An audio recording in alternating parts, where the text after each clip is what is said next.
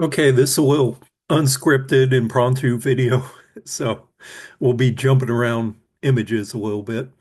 I wanted to do a video on Fort Christmas because Christmas is in just a few days, and but I don't have all the information I wanted to do the video. I'm going to research a few more things, so it'll have to wait a week or two. So it'll be instead of this next Christmas, it'll be during Eastern Orthodox Christmas. So we can call it Eastern Orthodox Christmas in Orange County, Florida.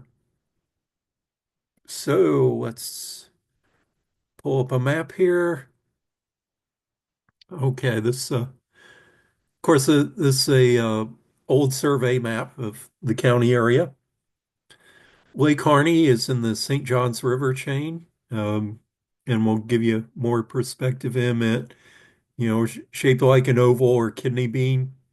Fort Wayne was established on the southwest corner on December 18th, 1837, and only lasted for about 3 months and abandoned the following March, 1838.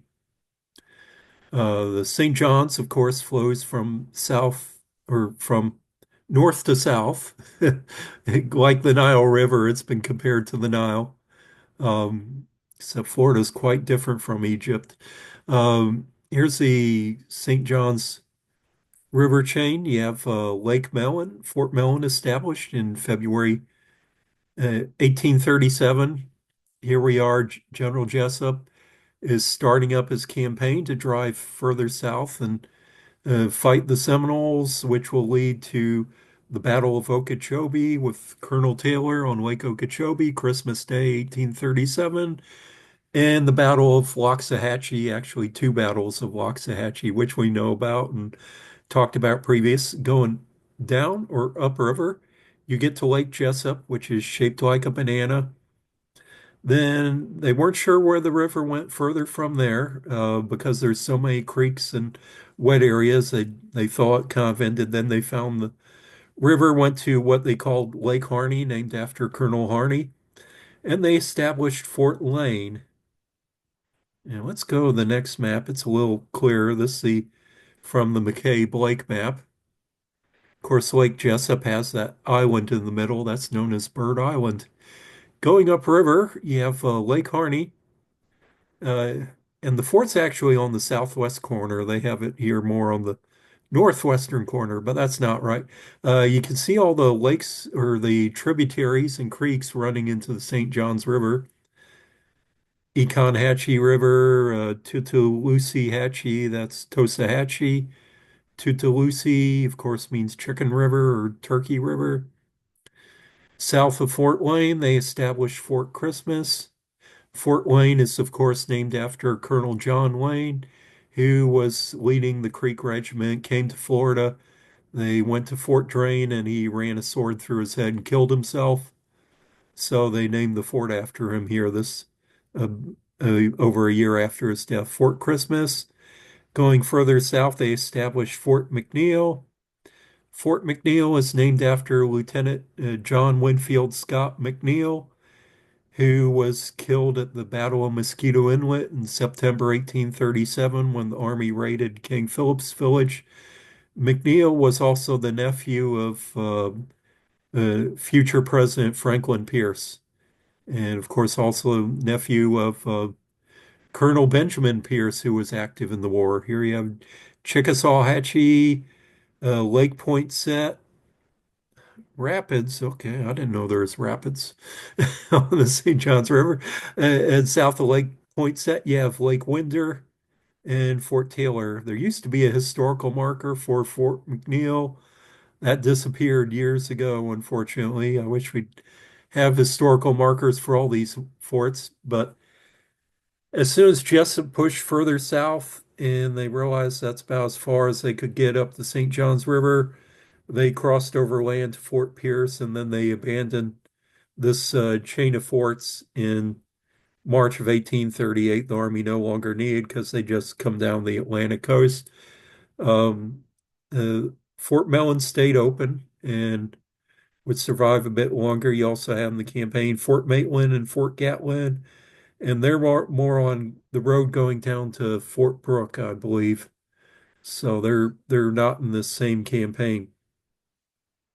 So not much known as about Fort Wayne in the early archaeological work. They wondered if it was an actual log fort on the land, like most of them, or if it was just a series of barges on the lake. Some of the maps at the time seemed to indicate that was a standing fort on the ground. These are the post returns. We'll get back to them in a minute. Oh, let me flip around. Have one, sorry. One reference, newspaper article that references Fort Wayne. It gives you an idea of all the conflict and war that is progress that's going around right now. It says from Florida are slips from Georgia. I don't know if they meant ships. Give us some scraps of information in relation to the seat of war. A letter dated Fort Wayne, East Florida, January 1st says, our news here is somewhat exciting. 2 or 3 days since, Captain Wider, it should be Winder, Captain Winder's company of dragoons succeeded in taking 30 prisoners, 4 Indians and 2 Negro warriors, the balance women and children near Fort McNeil, about 40 miles south of this post. Is that was more of a raid. It what really wasn't a battle. The army raided a village, and that was typical of what was going on right now at this campaign. By the same source, information was received of a battle having been fought in the early part of the preceding week, in which 5 Indians were killed and 9 taken prisoner, and Lieutenant Hardy of the Dragoons dangerously, if not mortally wounded. I'm not sure if they're talking about the Battle of Okeechobee. I'll mention Lieutenant Hardy in a minute. The express from the camp of General Eustis at Fort Christmas, who arrived at Fort Lane the day previous, states that upon leaving the camp, an express had just arrived from Colonel Twiggs. Twiggs is, of course, commanding the Dragoons, with the information that a similar engagement had taken place with a portion of the troops under his command and the Indians, and that the same number had been killed and taken prisoner, as in the Battle of Lieutenant Hardy. So I don't know if he's talking about the Battle of Okeechobee there. This news adds the correspondent appears to be correct, but the Express is probably confounded Colonel Taylor and Colonel Twiggs is expressed by some means or other, so might be confusing up the two. Jumper and 24 families had come in at Peace Creek. They were under the conduct of friendly Indians. That is from the Weekly Arkansas Gazette newspaper, February 7th, 1838. News travels slow, so it's a little confusing on what skirmishes and battles they're talking about, but a lot's going on in the war right now. And these are the post returns. I'll get back to them in a minute. This is Fort Lane Park. If you go down Jungle Road, Geneva, Florida, kind of interesting place to visit. There's a cemetery in Geneva that has the mother of Lieutenant or the mother of Lewis Powell, who was part of the conspiracy to assassinate Abraham Lincoln, President Lincoln, and was executed at the same time with Mary Surratt. There's the movie Conspiracy a few years ago, which is pretty good about. And Lewis Powell's head was found in the Smithsonian oh, back in, I think, about 25 years ago.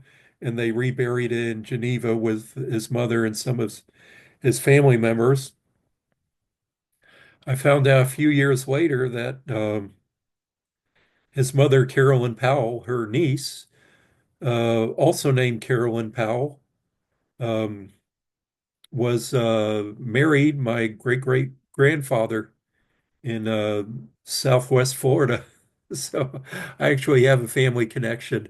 Uh, Going back to the newspaper article, it mentioned Lieutenant Hardia, who was injured in the hand. Lieutenant William Hardia was in the Second Dragoons, and he was injured in the battle, was out of service for a few months, came back to Florida, became an alcoholic, was drummed out of the army, returned to his home in Kentucky. It's was at Newport on the Ohio River across from Cincinnati. I've actually been to his grave, which I actually visited a few years ago. So sorry about getting sidetracked. Back to Fort Lane here. Can you believe I'm rattling all this off on the top of my head? This Fort Lane Park on Lake Harney. One thing about Central Florida has a lot of big lakes that you can't really see much on the other side from one end to the other, but beautiful nonetheless. And you see the kind of the picnic pavilion or activity lodge at the park here. I think it's similar park to what Fort Christmas used to be before they rebuilt the fort because they have an old CCC built pavilion. There's a historical marker. Actually, it's double-sided. Pretty much it says everything I just told you here. So it was established on December 18th, 1837. Companies F and K, 2nd U.S. Infantry under the command of Major Greenleaf Dearborn. And here's the post returns. We just have about 3 months of post returns. There's not much different between them. Here you have company F and K, F and K. So 90 soldiers present at the post. Some detached officers are Greenleaf Dearborn, Silas Casey, William Albertus, Lieutenant Albertus, Lieutenant Bennett. Absent is Brevet Major Thomas Stamford. Was real active in the war, but you don't hear much from him. Lieutenant Hannibal Day, who was also a very good surveyor, and he's off on detached duty at Fort Mellon. And see how the other months was this. This is January 1838. 109 soldiers at the fort, same officers. Here we are, February, same officers, not much change. Last month, the post returns February. At the end of the next month, they'll be back at Fort Mellon, and they have one soldier sick at Fort Mellon here. There's one soldier who died on the post returns. I think it's actually the first month here. You can see one that died. And I think I may have found out who that is going into the adjutant letters. And let's flip around here. Have to. Okay, this is the adjutant letter from 1838, W11, no, W71 from the adjutant general received letters, death of Private Andrew Willcocks, and it's spelled different ways. Here you have Willcocks spelled Wilcocks. Next page it'll be Willcocks, and I think it's X. It's spelled like 3 different ways in the same letter here. Private Willcocks died at Fort Lane, and it's going to be interesting here because we get to see a little more than what usually attached on the adjutant letters. John T. Sprague in his casualty list of the war has a Private Willcocks dying at Fort Mellon, February 3rd, 1838. So actually 3 weeks later than when he actually died. Um, so the paperwork moves slow. Sprague is probably just listing the papers from when they arrived at Fort Mellon. So let's see what we get to find out about Private Willcocks here. Um, Next page, we have Fort Lane, East Florida, January 15th, 1838. Coincidentally, this is the same day as the battle with Lieutenant Powell on the Waxahachie River combined Army-Navy skirmish. where they got nearly wiped out by the Seminole Indians. That they reenact that battle too. You could go down to Waxahachie in was it Palm Beach County and near Jupiter, Waxahachie Battlefield Park, and they have historical markers, and you can learn about that significant battle there. It followed 2 weeks later, General Jessup's Battle of Waxahachie, which was the largest battle in the Second Seminole War. Probably the second largest battle involved in the same campaign was the Battle of Okeechobee on December 25th, 1837. So I'm getting sidetracked here. Let's see. This is Second Lieutenant R.B. Lawton writing to the Army Adjutant General Roger Jones. Sir, I have the honor to enclose herewith the inventory and effects of Private Andrew M. Willcocks, who is put under my charge, sick by Assistant Surgeon, that's Sergeant Samuel Forey at Fort Taylor, East Florida, for transportation at this place. I also includes a package of documents found in his effects. It's pretty interesting. So he got sick way down at Fort Taylor, and they transferred him up to Fort Lane, where he sadly died at Fort Lane. So here we have inventory of the effects of Private Andrew Willcocks, late of Company E, 2nd Dragoons, who died at Fort Lane, East Florida on the 15th of January, 1838. And here's a short inventory list of the effects of Private Willcocks, 2nd Regiment of Dragoons, who died at Fort Lane, East Florida, January 15th, 1838. And what's interesting, I find, is not too many personal items. I don't know if he had them stolen, gambled off, they auctioned them off, or what happened. Most of this equipment's actually for his horse there. First item, of course, is the soldier's forage cap, which is what the soldiers are wearing in the virtual background behind me. One cup, one canteen, one search shingle, I think it's said. I had to look that up. It's not a common name that I know of today. A search shingle is an equipment strap strapped on the horse to hold down a blanket or other equipment.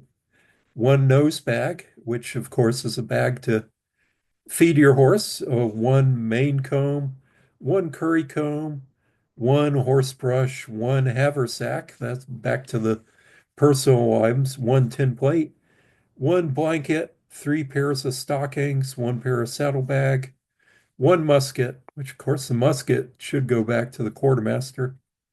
I hereby certify that the inventory is correct, and Lieutenant Lawton signs that.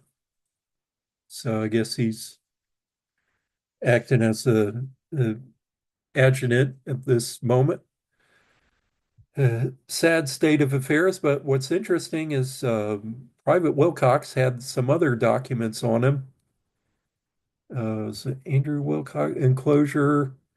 First off, apparently he's carrying documents for his grandfather who's deceased. The first is a commission uh, for his grandfather, William Willcocks, commissioned as a major. Let's see, where is it? Major by doing performance of manner of things belonging to, anyway, commissioned as a major signed by President John Adams. And it's 19th day of April, year of our Lord, 1700 or 1799. So 1799. It kind of makes you wonder why a private soldier is carrying such a document as that. And not only that, it's his grandfather's diploma. It says diploma for something degree Princeton College. So his grandfather earned a degree at Princeton. It says October 5th, 1769. So here we are, was it 70 years later. Wow, that's quite something. And this the diploma right here. And of course, it's in Latin, has a fancy ribbon and seal on it. Karen is grandfather's memorable documents, and this is a document of the soldier himself, Andrew M. Willcocks, a private in Captain Andrew Lewis's company, E, 3rd Regiment of Infantry, enlisted the 28th day of July, 1830 to serve 5 years, is honorably discharged from the Army of the United States. Said Andrew M. Willcocks, born in New York in the state of New York, and is 26 years of age, 5 feet 7 3/4 inches high, light complexion. So dark hazel eyes, dark brown hair, and occupation listed a clerk.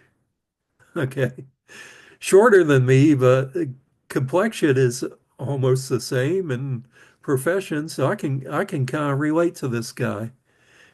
Fort Jessup, Louisiana, 28th day of July, 1835. So he was honorably discharged from the Army, the 3rd Regiment of Infantry, and he re-enlisted in the 2nd Regiment of Dragoons. Yep, that was a rough life. Historical marker at Fort Wayne. But anyway, let's go back to the map here. That's Fort Wayne, and not much to say about the fort, but you have an interesting personal history and a look on one of the soldiers. I don't know if it's the only soldier that died here during the war, looking at the casualty of the soldier who passed away at Fort Wayne. So I think that's pretty neat. The personal effects of the soldier gives you a glimpse in the life, showing that not only that, but the enlisting in the army. It doesn't mean that the soldiers were not always just dumb people or all foreigners. He was probably a very educated guy. If he's a clerk, he can read or write. His grandfather was graduated from Princeton and then was 30 years later received a commission in the army. So, and a commission that late in life was not common either. So, I don't know anything else about the family. Sounds like they're quite something. So hope you enjoyed this video on Fort Wayne and a quick look. And a soldier that died during the war gives you a little human touch of what was going on. And just remember, in a week from the day I make this video, December 28th, they do a service at Dade Battlefield, always on December 28th, honoring the soldiers that fell. And the weekend following is the annual reenactment, which what January was it 3rd, 4th, and 5th? 4th and 5th mainly for the best reenactment in Florida, I think. I'll be at the memorial service. I'm probably not going to make the reenactment. So hope you enjoyed the video, and we'll do another one soon.